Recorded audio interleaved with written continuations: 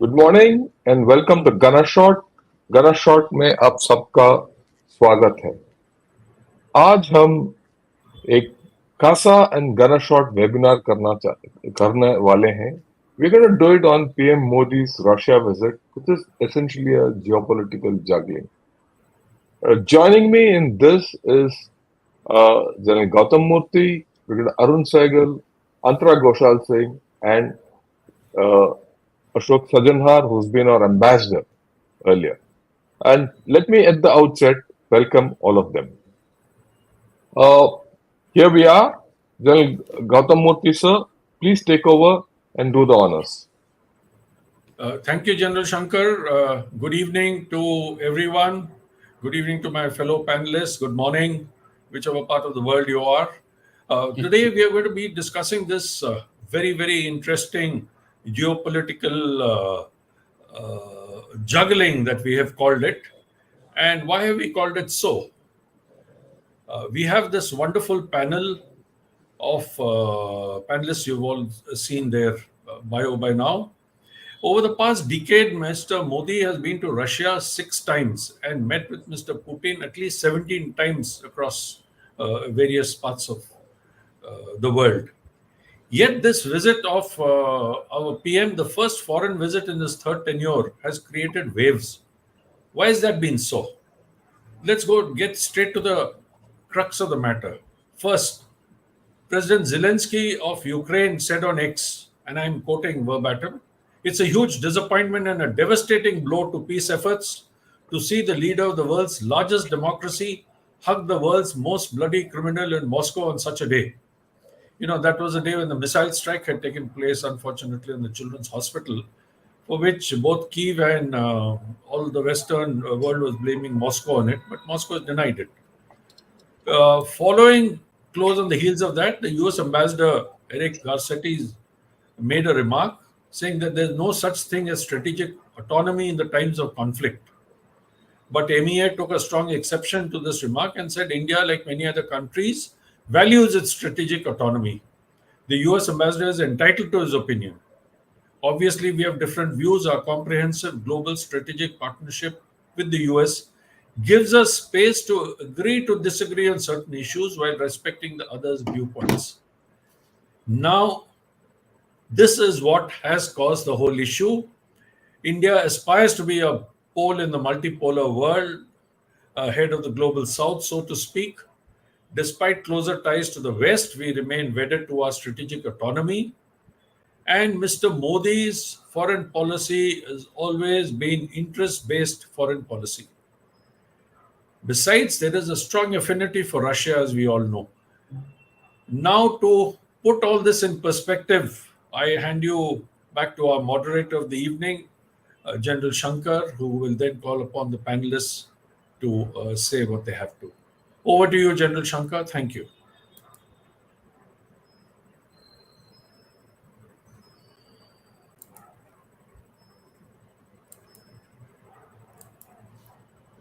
You are muted. Sorry. Thanks a lot, sir, and good evening to all the panelists. It's indeed an honor for me to moderate such a strong panel of knowledgeable people. Right. Now, before I start the whole webinar and hand over, all of you your respective roles, I'd like to put across a few issues to you. Have a look at this. Brigadier Arun Sehgal, sir, you are very familiar with this cartoon. And this is a cartoon which came up about a year back in the South China Morning Post. And it is indicative of something. It shows the globe being split between President Biden, Prime Minister Modi, President Putin, and of course, Xi Jinping. Right. From this, I took on something and extrapolated it into a quadrilateral. Today, the globe is a quadrilateral like this, with USA and India at the opposite ends, China and Russia at the opposite ends, with mutual attractions and distractions the way it is. When you look at it, India is definitely emerging as a global power. It's some time away, but it's somewhere there. Right. Look at it from completely an India point of view. You see the China-India equations are going to remain strained for a long time now. India is a global strategic partner for both Russia and US. And we need both these countries in our growth pattern. Right. Now, can India or US, or rather, can India US or the India Russia relationship alone balance China? The answer is very clearly no. Can US afford to take on the China Russia partnership without India? The answer is clearly no. It's actually a very complex kind of a relationship. In this kind of a relationship, this visit of our Prime Minister to Russia has taken on tremendous significance. Right? We'll consider various aspects of this story today through our panelists.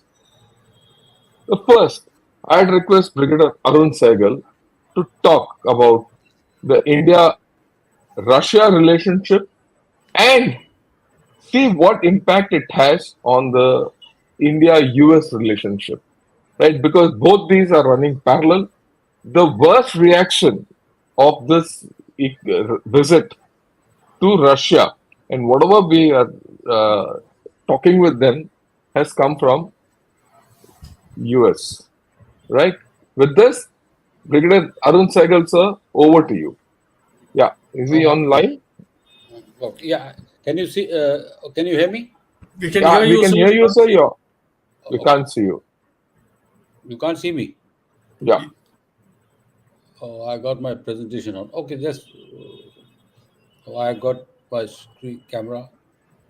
Can you see me now? Yes, sir. yes, Yes, sir. sir. Okay. Okay. So the entire controversy which is surrounding this visit, which was a normal visit, but importantly, it came 5 years after his last visit, bilateral visit to hold bilateral level, summit level consultations with Russia, uh, just prior to the 75th NATO summit in Washington, D.C. And also, the fact is that Prime Minister, as you rightly put it, decided to visit Russia uh, in deference to the normal visit by an Indian Prime Minister to India's strategic neighborhood, conveying India's close proximity with its neighbors. So obviously there are concerns, there are controversies, and the reasons. So let me highlight some perspective of that. The We have over the years built up a reasonable relationship with Russia, but ever since the Ukraine war started, there has been a perceptible pro-West tilt by India, particularly and that tilt is being this have been driven by the developments in the Indo-Pacific and the growing centrality of the Chinese challenge. That's issue one. Issue two is that we are conscious of the fact is that we are playing a balancing role between the assertions of the West vis-a-vis Ukraine, who wants to see Putin out of the job, and do not want Russia to prevail in this conflict in Ukraine, both in terms of the territorial capture, as well as also able to undermine the entire Eurasian bloc, or sorry, the Eastern European bloc, to its advantage. So bottom line is that the NATO and the West are hell bent on undermining Putin, imposing costs on him, and economic and political costs, as well as also to militarily undermining him. So India, on the other hand, believes two things. One, India's belief is that look, the wars are not the answer, rightfully so, because we already have a problem on our own territorial this thing. Chinese are sitting here for the last 5 years, and we are conscious of the fact that territorial sovereignty has to be upheld, and the wars are not an answer to resolve disputes. The second issue, which India is also looking at, is that the peace has to prevail. And for peace has to prevail, diplomatic efforts on both sides are necessary. The West continuously providing aid, assistance, military support to Ukraine is not enabling any resolution of conflict. Everybody is conscious of the fact that as in Istanbul, there was every chance of a settlement in the early stages of the war, but those were blown away. And today we have a situation where the escalation is taking place. Now, now why is America reacted the way it has? The problem with the West is that they believe in unipolarity of the global system, and they are driven by a singular desire to believe that United States or its allies strategic interests override everybody else's interests. They are the centrality of the whole situation. So the reality of India's engagement with the West, which remains structurally secure and commercially viable, is is not taken that much seriously. Recently, when we were in United States, we got this impression right through that Russia is a big bugbear in their perception of Indo-US relations. That's something which is something that is getting ingrained in their mind. And coming that at a time when NATO was meeting, and there was every reason for the West to deplore Russian actions, castigate Russia, strengthen the alliance system, and here was a close strategic partner flying over to Moscow, hugging the Putin, and trying to show some kind of great bonhomie. Although a critical reading of the Prime Minister's comments and his thing clearly indicate that the Prime Minister was also giving a message to Mr. Putin that war is not the answer and neither are the killing of the children. The second issue is that, like I mentioned, that structurally India-Russia relationship are on decline. We uh, our, our defense dependency has come down to 36%. We are largely in the context of getting spare parts and say and ammunitions and some other critical items that we require. We are not buying any more systems. S-400 two squadrons are delayed by another 2 to 3 years, although there are two frigates which are on order which are going to get declared, but there is very little structurally that's going on there. There is, unfortunately, given this continuous dependency on on Russia for defense as well as on security needs overall, there is very little appreciation in the West.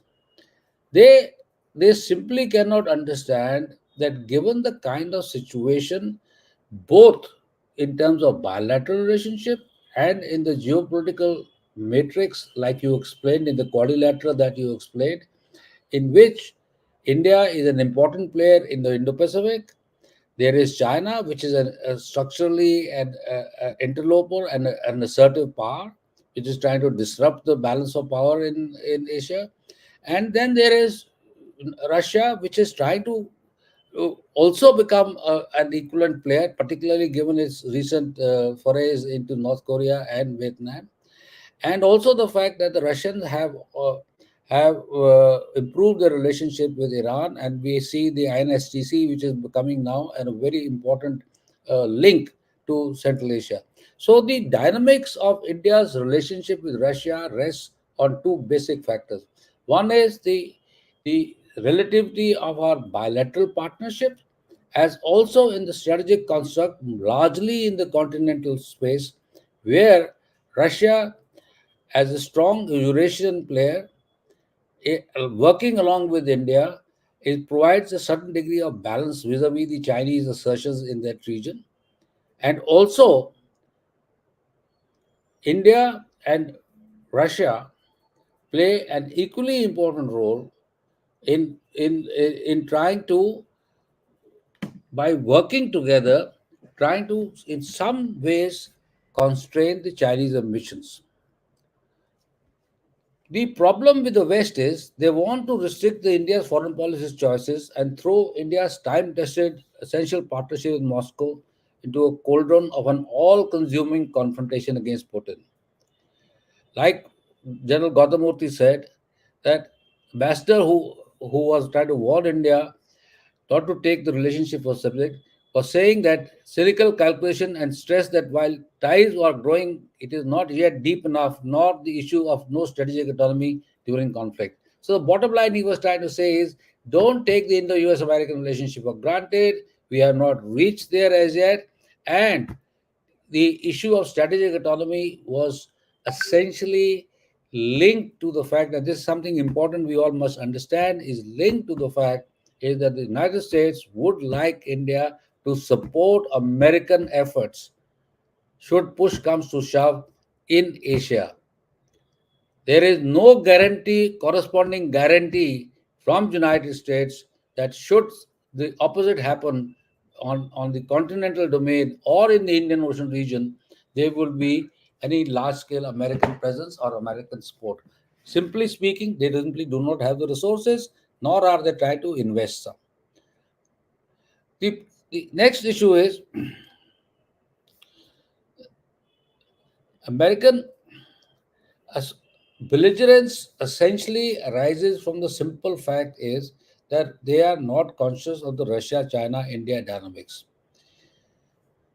The problem which is not understood by the Americans is that if the Russia China axis has to weaken, it is important to encourage New Delhi to keep the channels of communications open with Russia, primarily because and you see the New Delhi Russia axis emerging, it is now becoming a separate kind of a pole in the bipolarity of the global equations which are coming up between the United States and its allies on one hand and the Chinese on the other.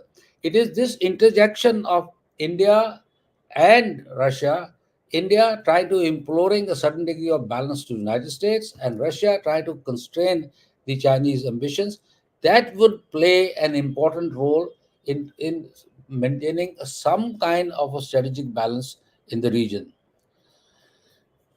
The next issue is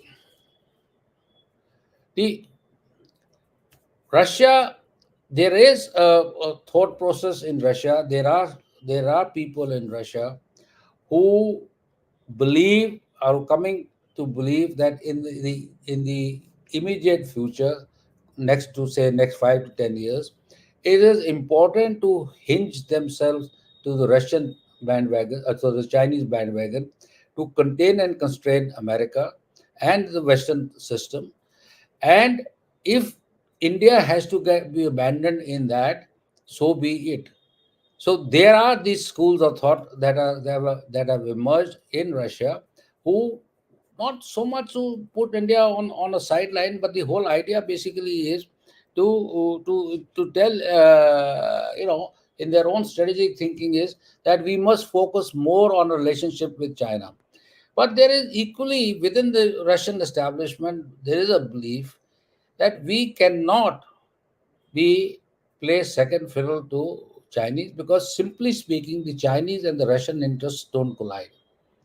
They collide purely because China is leveraging Russian power and military influence to contain West while it is trying to do business and trade with European Union and maintain a balance of relationship, particularly economic and even technological relationship with United States. So it vis-a-vis the United States and China, there is a constraining kind of a relationship where while between United States and Russia, it's pure simple antagonism based on hatred. Now, that's the story. So unfortunately, the problem is this is that by encouraging anti Russianism amongst us and trying to castigate this Russia by the West, they are pushing Russia into the hands of the Chinese. So as things stand today, what was trying to be achieved? What was trying to be achieved is this, and what India has tried to convey to the West is this. Hey, fellows, Russia is an important strategic hedge. You cannot abandon Russia. You cannot abandon Russia primarily because of your hatred for Russia, and particularly on the lines that you believe that Russia will undermine the European security. But there is a new element that is coming on. There's a new East Eurasian alliance system which is now being talked about, and the new Eurasian alliance system which is being talked about is being based on the fact is that the Russians are getting more conscious of the Chinese inroad into Central Asia, and they believe that Eurasian landmass is important not only for grain, wheat, and other critical resources, but also towards access to the warm waters of the Indian Ocean region and through the Persian Gulf. So, if Russia has to tomorrow play a major role, it cannot allow itself to be sidelined from this global equation. Therefore, it is important for Russia to be a player here. Similarly, the same continental space is important for us. We cannot abandon Eurasian landmass primarily to the Chinese thing. So, therefore, it is important that we remain partners. As far as the defense and other relationship is concerned, I just finished in 1 minute. Two, three important issues. Then we have discussed spare parts. We are also discussed uh, joint projects, non co-development and joint projects in third countries. To me, there are very important developments. Now, why are these things coming about? These coming about is we are sending a message. The message is very simple. If the United States will not support India's co-development, co-production by putting the money where the mouth is, then India has got other options. So, therefore, if you see in totality, from the geopolitical context, from the bilateral context, it was a right move by India, taking it in a particular time and place, sending a message that while you castigate NATO countries sit together and castigate Russia, they should not take their eyes off of the bigger picture. This bigger picture is a quadrilateral picture, and in which, if you simply go look in one direction, you will be losing the plot in other directions. Thank you. Sorry for taking too much of time. Thanks a lot, sir. I thought that was extensive coverage of this entire story. You highlighted the importance of the India-Russia relationship, and for India what it means, and for Russia also what it means. And a few issues which factors which you brought out, which I'd like to highlight to everyone, is that India is slowly and steadily getting into a role of global balance as a balancing role between the major powers. Once upon a time, it was probably a swing power. Today, it's more of a global balancer. Maybe we have some time to go, but we'll get there sooner than later. Right. Then the next issue which you highlighted is there's extreme antagonism between US and Russia. And that's going to constrain us as we go ahead in future. And there's almost a refusal on the part of the West to understand the dynamics of the India-Russia relationship. In fact, the West views it, or rather more than the West, I would say the US views it as a 0-1 kind of a system, on-off kind of a system, which we find it difficult to handle. And at this point of time, we have issues with US which we need to sort out on this score. And I'll get back to you on this in the second round as to see how do we handle this. Right. With this, I now request Mrs. Antara Ghoshal Singh. You've been studying the China-Russia equation in great detail, and you've seen this visit going through. And we also see a certain amount of strains coming in between Russia and China, especially on the North Korean angle. Then the handling of the Central Asian republics, especially Kazakhstan. And then, of course, in the last SCO summit, Russia was virtually sidelined. It was an all China show. There are many issues, but at the same time, China and Russia need each other desperately at this point of time. So, where do you think all this is going? And how do you think it will impact our equation with Russia and using Russia as a balancer to China? Because ultimately, like I said, China is our long term problem. Madam, over to you. All yours. Thank you, sir. Thank you for inviting me for today's discussion. Am I audible, sir? Yeah, you're perfectly audible. Go ahead. Great. So, it is indeed an honor for me to be a part of this distinguished panel. So, what I would like to do is to highlight the discourse in the Chinese media over Prime Minister Modi's recent visit to Russia. So, while China has been enjoying how the visit has brought the rift between India and the United States out in the open, however, the Chinese focus has been somewhat, elsewhere. From that perspective, I think the Chinese discourse is significantly different from how the visit is being covered in the international media. So, first, in the Chinese discourse, the visit is mostly being analyzed in the context of Prime Minister Modi's absence from the SCO summit in Astana, which was held a few days before the Russia visit. uh, Chinese observers were somewhat annoyed that while the leaders of all the 8 other countries attended the SCO summit, Prime Minister Modi, of course, was missing, and he sent his foreign minister to attend the summit.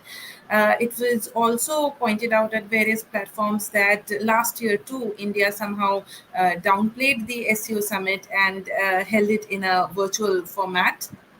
uh, what made the Chinese side further upset is that while Prime Minister Modi could not attend the SCO summit, he could very well attend the G7 summit a month back. And right after the SCO summit, right after giving the SCO summit a miss, he headed for a private meeting with the with President Putin. So the inference drawn in Beijing is that India is deliberately snubbing China and China-headed platforms like the SCO.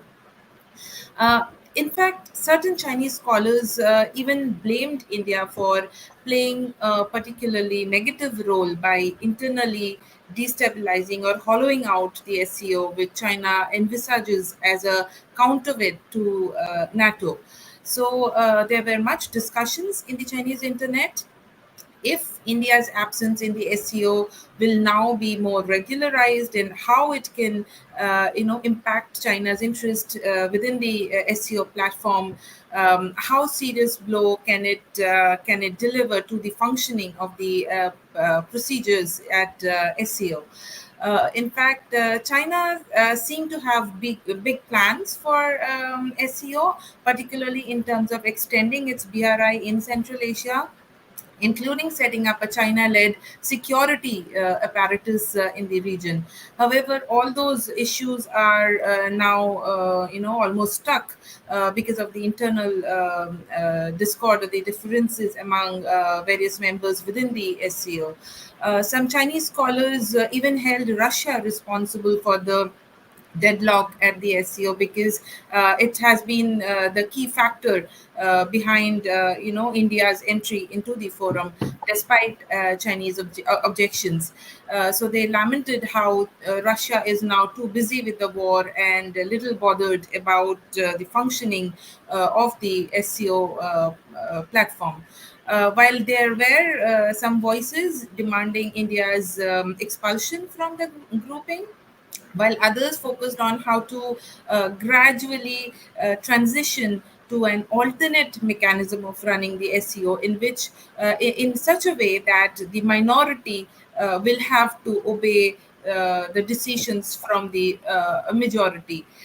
Some have even been suggesting a China Central Asia 1+5 core group within the SEO to somehow do do away with the laggards. In this case, they mean India as well as Russia. So that is one interesting discourse that I saw in the Chinese media. The other important narrative that I came across is about the China's renewed interest in Russia, India, China trilateral talks. So, just before the visit on June 26, Russian Foreign Minister Sergei Lavrov stated at the 10th Primakov Readings International Forum that that Russia has plans to convene a trilateral meeting between Russia, India, and China. He also added that although the Western countries hope that the Troika will never unite, however, Russia has interest as well as plans in reviving the same. While the issue was largely unnoticed in India, however, in China it generated quite a lot of interest. Many Chinese scholars argued that. In the current scenario, when the bilateral channels between India and China has somehow been deadlocked, also at the multilateral level, that is at the BRICS and the SCO, India's enthusiasm to cooperate with China is also showing a trend of decline. So, having exhausted both the options, the value of trilateral option automatically increases. So, to what extent can Russia play a role in promoting coordination among China and India? And can Russia be trusted to push India to relook at its China policy? So, these were some of the issues that were hotly debated on the Chinese media or social media during Prime Minister Modi's Russia visit. So these are the two interesting trends interesting but underreported trends that I could find in the Chinese media, and I thought I would highlight in this platform. Thank you, sir. Very sorry. Go on.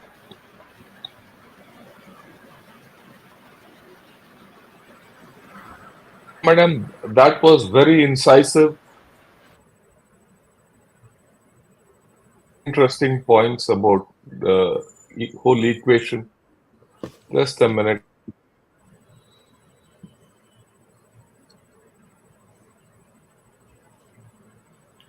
You're muted, Shankar.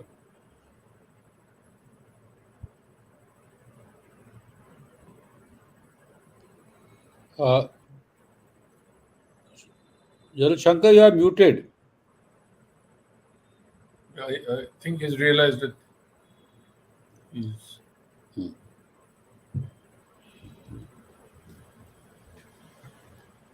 Shankar, if you can hear us, you're muted.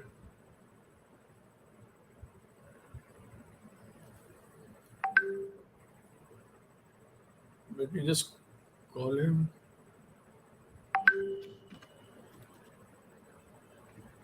Oh, he's going out and returning. That's what he says. Okay, so you can ask Ambassador Sajjanhar to speak if he's there. So Ambassador Sajjanhar has regretted. He has tried and he's given up.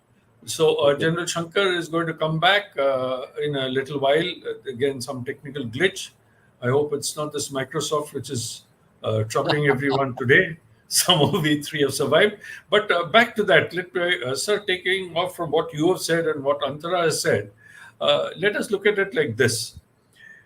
Did India cross any red lines of the US by PM Modi visiting Russia? That's a question we must ask.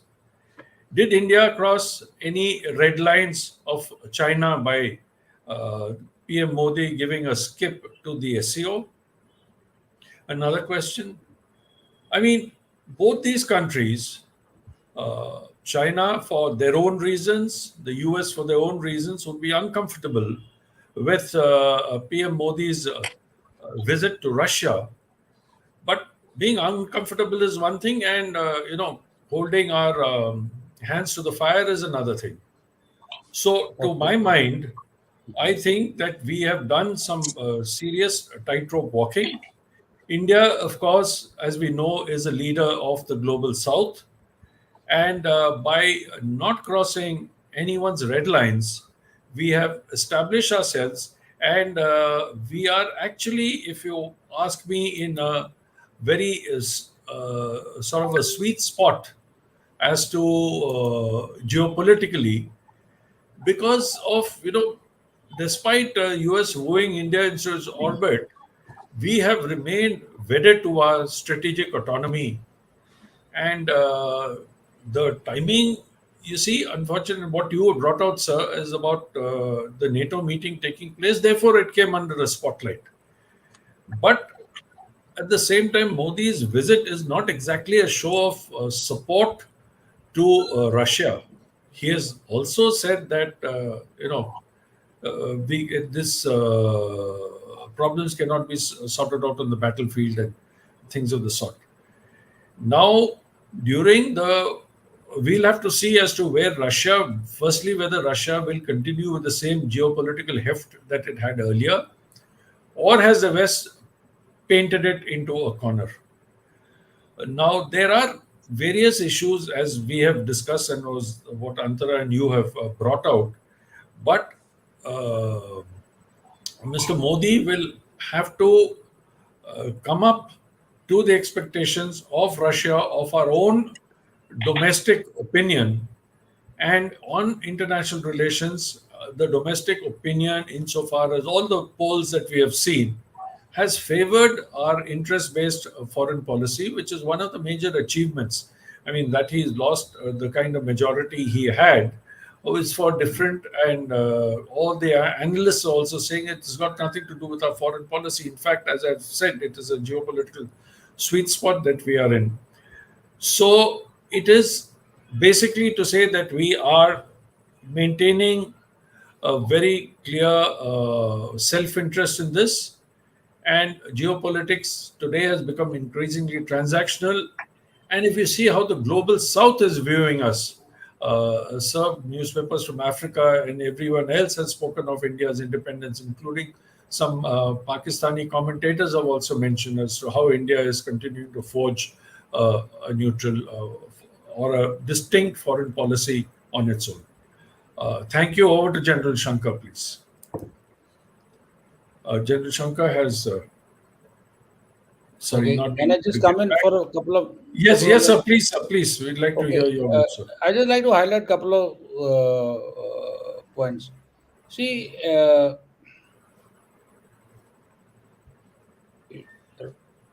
America has been over the last 2-3 years been able to live with India's relationship with Russia.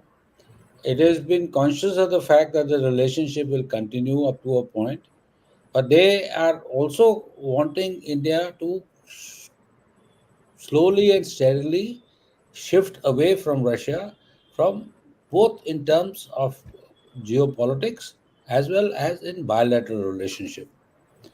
But they are also conscious of the fact that India, being a sovereign, independent power, India will, and I don't like to use the word strategic autonomy because that means nothing in my point of view. I like to use, will follow the principles of its own strategic interests and will operate and behave in a manner that sort of enhances its strategic interests. So to that extent, the America is remarks, etc., are a bit of a shadow boxing. I would put it as a bit of a shadow boxing. It's not a well-meaning issue. The second thing is, like I told you, as the American influence is declining, as the Americans are getting caught up in multiple wars, their strategic heft is reducing. They are beginning to depend a fair amount on India in managing the global, particularly Indo-Pacific, and I'm not talking about Indo-Pacific, a larger Indo-Pacific strategic space. An interesting facet that emerged during our last visit to America was that the Americans, senior analysts, very senior analysts, were talking about the fact that the Indo-Pacific Command is too extended. There is a need of creating what is now being called about a West Asia Command, and the West Asia Command will be by through merging of African and Central Command. So the Americans are conscious of the fact that the strategic overstretch. They are also conscious of the fact that India is a credible player and a critical player in managing this whole relationship.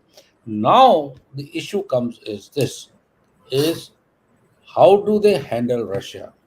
Now that's where they are caught up in a catch-22 situation.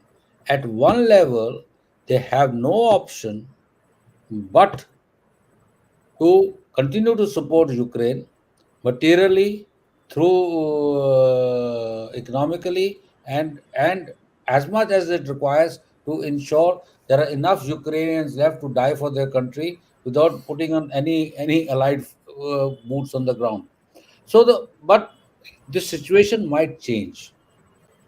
Now the rhetoric is also was also meant to what they call about is sanctify the post Biden era or push Trump administration on call that you cannot simply pull out, abandon Ukraine and pull out. It was also to ensure that that should not happen. Now, let me now come to the China factor. The Like Andhra has very rightly said, that there is a lot of growling and howling going on in China. But the fact of the matter is, the Chinese are conscious of the fact that their marriage with Russia is one of convenience. The strategic spaces where they operate are different. And number two is that Russia also perceives itself as a major power. In fact, Russian script is that we do the heavy lifting for you, like I was telling you, and you take the advantage. Also, please remember that there is a huge degree of energy and resource dependency which the China has over on Russia. As Chinese economy grows and it becomes 25, $23 trillion economy, its trade is going to grow. The trade is going to go through the Indian Ocean region. The Indian Ocean region is about 65% of the trade which flows up from China, of China. Now, here, if there is a strong contended a strong power which can be put the Chinese trade to vulnerability and can contest the Chinese, then the Chinese have a big problem. On now with North Korea and Russia joining hands together and signing a practically no war pact, saying that the act of aggression on you is aggression on me, etc., kind of a story, and also the reach out to Vietnam. The Russians are also not only fighting a war in Ukraine, they are also trying to enhance their strategic space. So, as long as that contentious relationship comes up, and what does this mean for China? What it means for China basically is this: is that the Chinese are now caught up in this matrix, and if a push comes to shove by North Korea and they act foolishly, China would be get involved in this whole issue, and something which the Chinese are not keen to get involved into this whole issue. So, so from a larger perspective, India-China relationship can play a discrete balancing act, ensuring that the Eurasia is not sold to the Chinese. Exactly what we have been brilliantly told by Antara, that how Chinese media is trying to look at recreating SEO and revamping SEO to their own advantage. On the other hand, by opening up the INSTC corridors, opening up the Chennai Vladivostok corridors, we are enhancing trade and commerce, and also providing access routes to the Russian goods coming into the Middle East here. So the question basically is this: is that this whole game is being played at a multilateral level, The only problem over in this game is this: that United States, particularly Indo-Pacific, is a bystander and cannot a great influence. They have no influence in this game apart from military influence, particularly in terms of their security architecture in East Asia and South China Sea, particularly in the Philippines, and that is also a weak architecture. RAND study, which Antara is very well aware of, have categorically said of four middle powers which are allies of the United States do not have the military or the economic heft to support United States in a conflict situation with Taiwan. Am I correct? That's what they said. So this is what the story is. So it's not so simple thing that we should abandon Russia. No, no. Russia is critical, important strategically, and we cannot also abandon Russia primarily because we have a huge amount of dependency. This is called legacy dependency, which cannot be go away. And our alternatives to that dependency, be it United States, be it France, be it Israel, etc., are not adequate enough to support our Atmanirbharta programs or India's defense capacity building. They are not adequate enough, nor are they in terms of time slot available to us in the time. So basically, these factors define how we should play our relationship with Russia, and that's the why the Prime Minister and his team and his advisors in Delhi have taken the decision that they took, that be it may anything, it is the right time for India to go to Russia and build up the relationship. So I'm sorry, I got out of the whole thing because I think this was the Microsoft thing which hit us because I was on the edge thing and it got completely imbalanced. I'm back. Okay. General Gautam Moorthy sir, you might like to continue because I didn't listen on to what Brigadier ARUN SAHGAL said completely. You have anything? Then we'll Yeah, go back to Antara. no. I in fact spoke about the red lines of. Did we breach any red lines of the U.S. or China by PM Modi visiting Russia and skipping the SCO? So I obviously drew the conclusion that we didn't, and we are actually in a geopolitical sweet spot, and not so much of geopolitical juggling that we are doing, but we are in a sweet spot as leader of the global South. And this is it's a long game. It's not going to worry. The US is more concerned about their own domestic policies. And as Brigadier Arun Sehgal very clearly said, the NATO summit meeting sent a strong message even to the Republicans saying that if Trump comes back, you're not going to abandon Ukraine. So let us see how it plays out. I think I've covered whatever I've had to say. Yeah. No, I'd like to go back to Antara. Yes, please. Because she's brought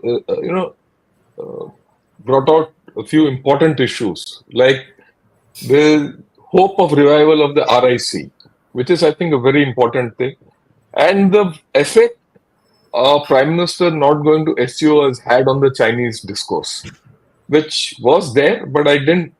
To be very honest, I didn't think that it would be so much. So in that light, I'd like Antara to highlight as to what should our relationship with Russia be hereafter and with China, given the equations which China and Russia are going through. Because it's one thing to say they're laggards and all that, the Chinese, but will the Chinese be able to hold Russia? That's the first question. The second question is how should we move ahead with Russia to handle China? And how do we handle China directly? All these three parts of this RIC, I'd like you to give your view on it because you raised some very interesting points on this. Please go ahead, Antara. Sir, what I would like to highlight, and I have argued in one of my articles as well, that our heightened concern over a possible China-Russia alliance and its impact of our national security is somewhat misplaced. As you know, that since the onset of the Ukraine crisis, pressure has been building up on India to pivot away from Russia on grounds that a growing Russia-China alliance will eventually derail India's traditional relationship with Russia and also hurt India's national interest, particularly with respect to China. However, I find what I find is that India's concern over this Russia-China friendship is somewhat exaggerated because there are factors that are presently restraining China from meddling too much in India-Russia bilateral ties. It is true that China today is much tempted to use its influence over a weaker, war-ravaged Russia to drive the relationship between India and Russia in a direction that is beneficial to China's interest. However, China doesn't really want to push Russia too hard on the India factor. This is because first, a joint front with Russia is absolutely critical for China to avoid isolation in today's international situation amidst growing interest among various nations in the Indo Pacific strategic concept. China's biggest concern has always been history repeating itself. Just as US and China, temporarily they just forgot about their rivalries and joined hands to take on Soviet Union. China it has a perennial concern that history will repeat itself, and US and Russia will join hands to counter China sometime in the future. So even as the global discourse is abuzz with China, Russia, no limit friendship, and so on and so forth, the Chinese strategic community, if you listen to them, you will see them always questioning the sustainability of Russia's turn towards China, particularly in the longer run, particularly after the end of the Ukraine conflict. So it is against this backdrop, it seems that China wants to desperately hold on to Russia and not to alienate it by forcibly jeopardizing its traditional ties with India, which Russia considers one of its last remaining economic and geopolitical lifelines in the current international situation. And secondly, China also understands that if Russia-India relations actually deteriorate and India reduces Russian weapons, purchase of Russian weapons due to Chinese interference, it will eventually end up buying more from the US or other Western countries, which will again put India in a closer embrace with the West, which of course will be even more detrimental to China's interest. So presently, the China factor disrupting the US-India relation is something that is beneficial to China, and China is unlikely to give up on that. So if you ask me, I think our concern over a potential China-Russia alliance endangering our national interest is still it is not entirely based on reality. So that is one factor I thought I'll just highlight in this discussion. Yeah. I think so. We've had a whole lot of discussion, and I think we've covered most of the angles, though Ambassador Sajanhar, unfortunately, we couldn't get him online at all. Right? If you don't mind, can we take some questions, or you have any other points of view to put across, sir? No, I think we can take on the questions. Right. There's a couple of good ones I've seen. Yeah. First question I'll take from Amitesh Bera. And this question, incidentally, has come up before even our webinar started. So that's the kind of interest which is there. He says, ask if Russia or France, who's our more reliable partner amongst the five, and among the 5 Central Asian countries, who's our most reliable partner? Anyone, sir? Sir, Arun Sahgal, sir, I think I would request you ask to. Antara, you answer it, yeah? Yeah, fine, no problem. And both of you can answer, there's no issues. Sir, I think all are important partners. So as Yes. we are growing as a important power in this international situation, we need probably cooperation from all quarters. So be it Russia, France, or various Central Asian countries, I think India is quite open to have greater relationship with all of them.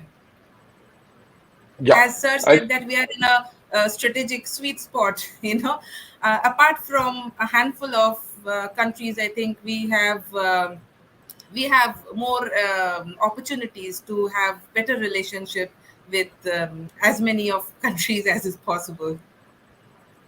fine. I'll take that. I think that's a thing. India, with its own value, no, history of non-alignment, and today we talk of strategic autonomy. There's no one partner whom we can really say is our prime partner. We need everyone, and that's the way we've been going, and we need to go. I think that's a very fair one. This is a very interesting question, and Sahgal sir, I would request you to take it on. Says, what will be the overload factors for the breakers to trip the circuit of India, Russia, USA, and China? And I would like you to look at it from the Indian point of view. What will be the overload factors for India US equation, India Russia, and India China equation?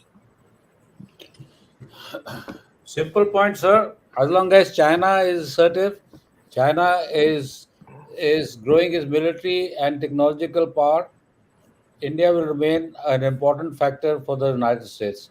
The entire edifice of the United States India strategic partnership is built around this single fact point that India, a strong India, a credible India, uh, and militarily and technologically credible India is central to the American strategic interest, particularly in this region. So, despite all the drama they do, they are very well committed in this relationship. The short answer to them is we do not want to lose India again to Russia. This is the issue. As far as India Russia is concerned, this whole visit edifies the fact that we cannot we might slow down our relationship with India, but the strategic partnership is multifaceted, multidimensional, and India is has to remain connected with Russia, particularly as long as the centrality of the China challenge remains. As also the fact is that Russia is increasingly becoming an Indo-Pacific player and trying to you see, sadly, the point is that we tend to see Russia as some kind of a second grade power or a third grade power. Russia is the only complete power globally, just like the United States. The only difference between the United States and Russia is the United States is an isolated power, thousands and kilometers from any strategic frontiers, whereas Russia is in the middle of the strategic war fighting, Okay. and its frontiers are multidimensional frontiers are always contested. So it has to maintain a certain degree of, but it is got such bountiful of assets, credible technological manpower, that it will always be a credible player. So this is something which we cannot forget. And for India, it has always been a reliable partner. Something again we cannot forget. So as far as China is concerned, I think we need to look at China slightly differently. China big problem is how do we over a long period of time relate to India? Is India going to become a strong player? Is India going to become a part of an American alliance system? Or is India and Russia going to checkmate Chinese influence? Chinese, in a lot of ways, find themselves strategically isolated. So, because of this, they are also always looking for hanger-ons. And right now, they are depending upon Russia. They thought that due to trade and strong economic ties, they can manage their relationship with the European Union. But one of the things the Biden administration has done is destroyed the chimera. The trade relationship with China is strictly under control, or being constrained and challenged by these relationships, or the for the small yards and high fences that the Americans are creating for the Chinese. So the Europeans are to live within that. So this is what the problem is. So under the circumstances, there are I wouldn't say there are no circuit breakers per se, but we have a strong relationship with United States, which we must maintain. We cannot abandon our ties with Russia. And third, an important thing is we should not have totally an antagonistic relationship with China. We should try and find a modus vivendi of dealing with China and working towards some kind of rapprochement over a period of time. Thank you, sir. That was a very extensive and a good answer. I would must say I learned from it. Uh, a connected thing, and then this will I'll put it across to Antara. He says it's been too long. People forget. Request you to lay out what China must do to heal relations with India for BRICS to take off. Hopefully, someone from China may be listening to this reminder. I mean, this is just that what is an extension of what Brigadier ARUN SAHGAL just mentioned, that we need to have a modus vivendi with China. What Partha is asking is the converse of that modus vivendi. What is the modus vivendi China must find with India? Right? Having read China so much, what are your views, Antara? So what I see in the Chinese discourse is they are putting the ball in India's court and saying Oh, India must see how to go about it. And even like I mentioned about Russia, India, China trilateral talks, even there, the Chinese narrative is to if Russia can help in pushing India in relooking at its strategy, as in India's strategy towards China. So basically, the narrative is they are not going to go back, or they are not going to do much about it, and has been expecting India to come halfway with them. So it is they're putting the ball basically in India's court, which is sad, but that is how yeah. discourse is in China. So the reality which is emerging is that China won't budge. It expects others to budge, right? And that's a factor. Yes, sir, please. So, no, sorry. Look, I just want to highlight the BRICS. BRICS is a very interesting point. See, BRICS is undergoing expansion. BRICS is epitomizes the global south and the emerging global powers, the emerging global middle powers. It epitomizes that. The BRICS, as it is emerging, is is not anti-West, but it is a new component of economic and political power that is emerging, which is not aligned totally to the West. So now the game is that there is China in one hand and there is Russia and India in one hand. So when you look at SCO, when they're trying to isolate India in the SCO, the problem now comes in what happens in the BRICS. BRICS, yes. So if India and Russia are joining hands and the BRICS construct, particularly now with Thailand, Indonesia, etc., all joining in it, they would like to see a more reasonable architecture, economic architecture of BRICS, which is more developmental oriented.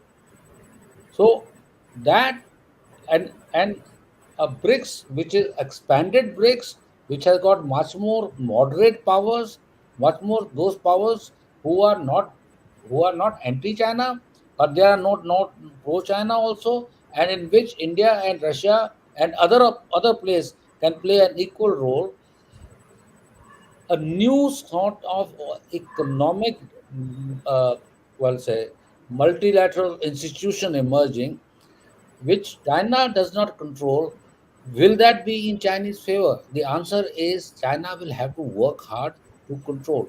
So, if that be so, China will be a much more constrained player, much more player who would like to play by the rules of the new games, and therefore, in the sense, This is one more reason why India and Russia, who are the pioneers of the BRICS concept, operating with other countries like Brazil and South Africa, and now with the expanded BRICS and with the new large number of members coming into the game, they would be keen to ensure some sort of a manageable new economic order to safeguard the interests of the global south.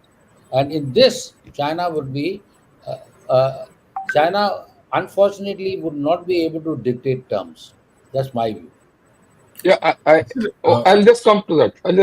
Sir. I'll come to you. I think you have a point, and we'll need to listen. The point which I think which Brigadier Arun Sehgal has made is very important, especially in the context of the fact there are two contexts of China.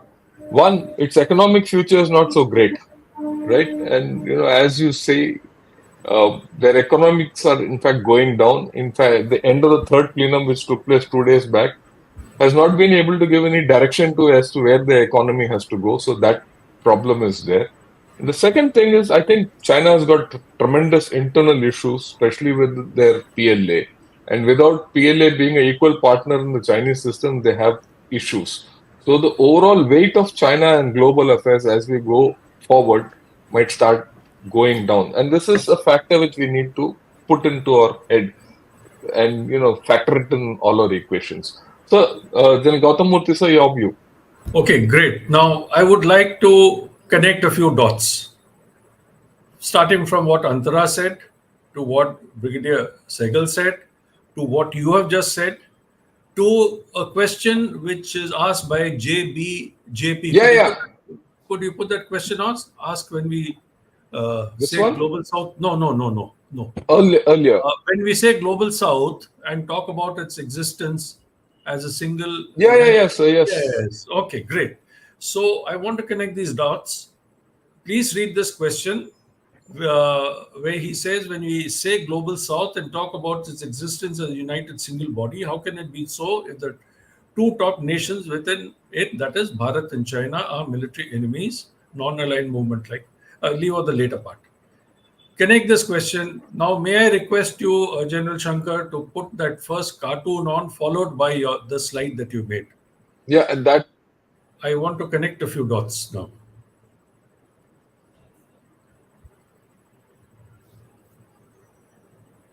Okay, great.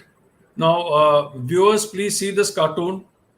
It shows four poles pulling the world apart. Is that so? Now, what are these four poles? Kindly go to, and one of them, as you can see prominently, they're showing India. But go to the slide that you have prepared. Now, we are talking about these four equations. Link it to the subject of today, PM Modi's visit. How many countries are there in the United Nations? 193. How many countries are there in NATO? 30. All right. How many countries are actually not or actually believe in China or follow China? Apart from North Korea, is there any other country? I mean, they may be beholden to China in some way through BRICS, etc. How many countries follow Russia unquestioningly? Other than North Korea, is there any? So where does it leave another 160 odd countries? That should be seen. Are we reading the editorials of every country in the world, of the media, of the newspapers, of the African countries, of the Latin American countries, about this visit? I'm talking about this visit. About so many Southeast Asian countries, other South Asian countries, East Asian countries. What is it telling us? It is telling us that India has emerged as a strong, may not be a hard military power. That's India's strength in not being a strong military power.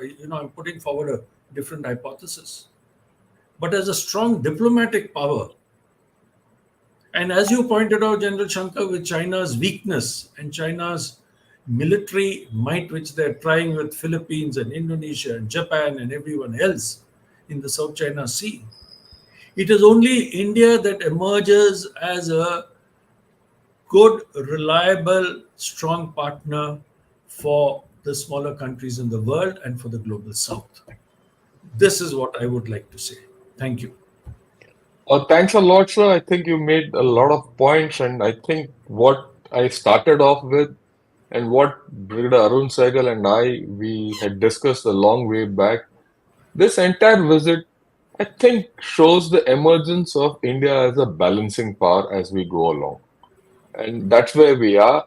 I'll take the last question, and I would like you to answer this, and then we'll give a wrap up for others also. PM Modi has met Putin several times in past years. Why is this meeting being talked about so much in global news? What's so different? And for Bharat, besides limelight, what are the core outcomes? And actually, this if we answer this question, all of us, you will see that this is the essence of today's talk. Discussion, yes. Absolutely. You see, what has made it different this time? Two things. From the Russia side, the Ukraine war is continuing. Let's not be diplomatic about it. Russia invaded a country, whatever be the reasons. It is an invasion. It broke an international, so-called international red line, if I would put it, and roundly condemned by everyone. The West, particularly, who are in any case scared about Russia because continental Europe and continental Russia is same, just a couple of minutes away from a missile strike of each other's capitals and financial capitals and political capitals. That has unnerved the NATO in a very major manner. And the NATO has been trying to get Russia, they've been arming Ukraine to the teeth, but Russia is pursuing. Russia economy is booming. India is continuing to buy. In fact, India's oil imports from Russia has absolutely gone for how many times? About 5 times what it was earlier. So when Russia is in the so-called NATO and Western doghouse, how is it that India has gone there and PM Modi, with whom the US has invested in so much in building a strategic partnership, has gone and done it? It's almost at their level, and Brigadier Sehgal will bear me out, having been to the US recently and discussed with all of them. They're looking at it as an insult, that how has PM Modi done this? But without realizing that we are establishing ourselves, this is not to undermine the US or Western efforts in any manner, but is to establish our own strategic autonomy and to tell them that, look, we can be a major player, and perhaps if they both get exhausted, belligerents do get exhausted beyond a point of time, India is in a sweet spot to also come about, to bring about a ceasefire and ultimate peace. It is not so much for, that is why we are in the global news. China was pushed aside to a corner when this discussion was going. Of course, ANTARA followed the Chinese press, but that apart, everybody was looking at India from this point of view. Thank you. Thank you, sir. ANTARA, your views, and you could call it a wrap up also. Please go ahead. So, if you go by what the Chinese strategists, how they are looking at the visit, I think the discourse there is that the visit was all about striking balance. So, India has been trying to strike balance between its relation.